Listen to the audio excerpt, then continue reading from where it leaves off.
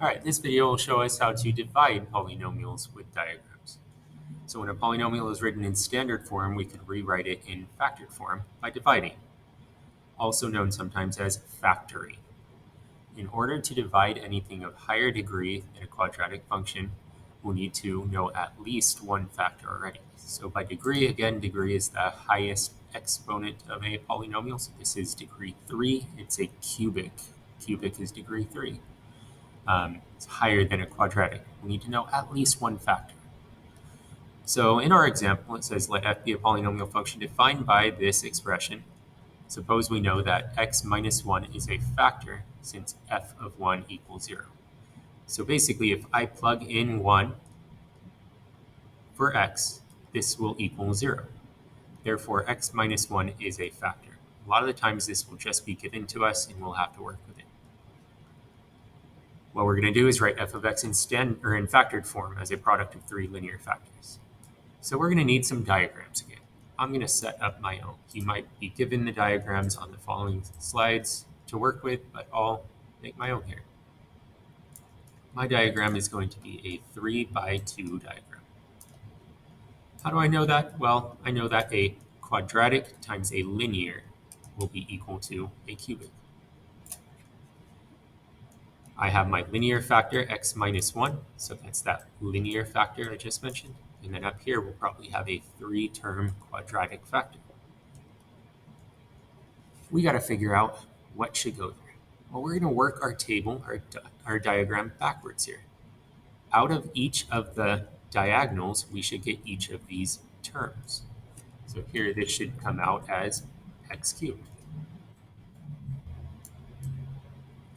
Out of this diagonal, we should get 5x squared. I'm going to zoom in a bit.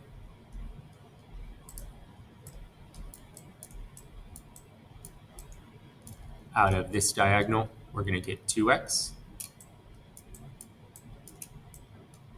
And out of the last diagonal, which is just one box, we're going to get this negative 8. So that's what should come out of each of them. Automatically, I can fill in the x cubed and the minus 8 because those are both just one box. Here, these two boxes will combine to be 5x squared, so I can't plug that in yet. And 2x, these two boxes combine to be 2x. Can't plug that in yet. So now we can just work our diagram backwards. We just have to ask ourselves some questions. Up here, what number times x is x cubed? Hopefully you thought x squared. X squared times x is x cubed.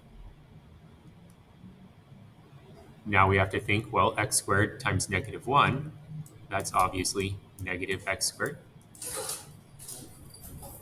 And then x squared times x is going to give us, now we got to think what number plus x negative x squared is going to give us 5x squared. And that will be 6x squared. So 6x squared minus x squared gives us 5x squared. All right, so now we can ask ourselves, well, what number times x is 6x squared? We should think 6x. 6x times x is 6x squared. So now we can use this 6x. 6x times negative 1 will make this section negative 6x. Now we have to ask ourselves, well, these two combine to be 2x.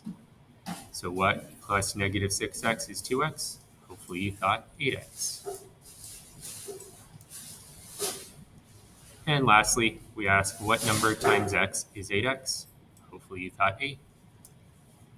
8 times x is 8x. And now we have a completed diagram.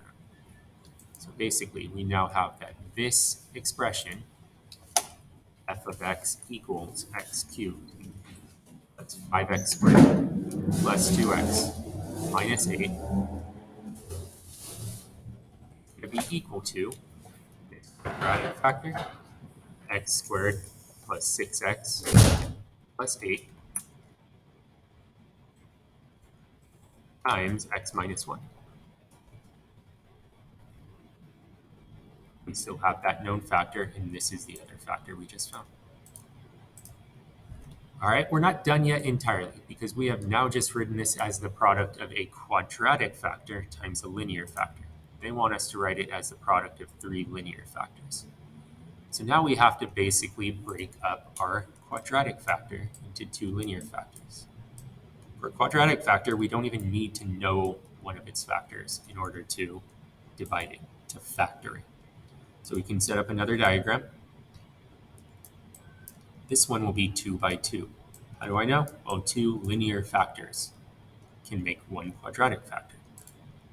So I'll break this into 4 sections. So we have a 2 by 2 diagram. Out of here, we'll get our first term of the quadratic, x squared. Out of here, this diagonal, we'll get that second term, 6x. And out of the last diagonal, we'll get 8, even though there's only one box in that diagonal. So we can piece in x squared and 8. And now we just have to work some combinations out. We know that x times x makes x squared. So these should be x's. Now we have to guess and check some things. We have multiple numbers that multiply to be 8. Like for example, 1 times 8 is an option. 1 times 8 is 8.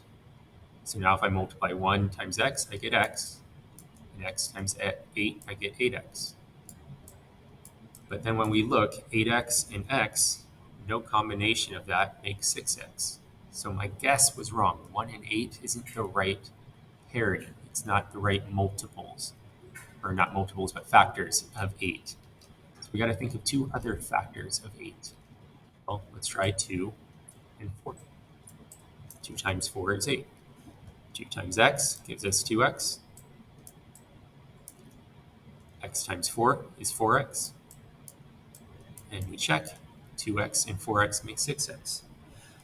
This example worked out pretty easily. Sometimes you might have to have negatives here to make this work if you have a negative down here or just some need for a negative there. But now we have just found our last two factors. Therefore, we have our answer. This will be equal to x plus 2 times x plus 4 times our original known factor.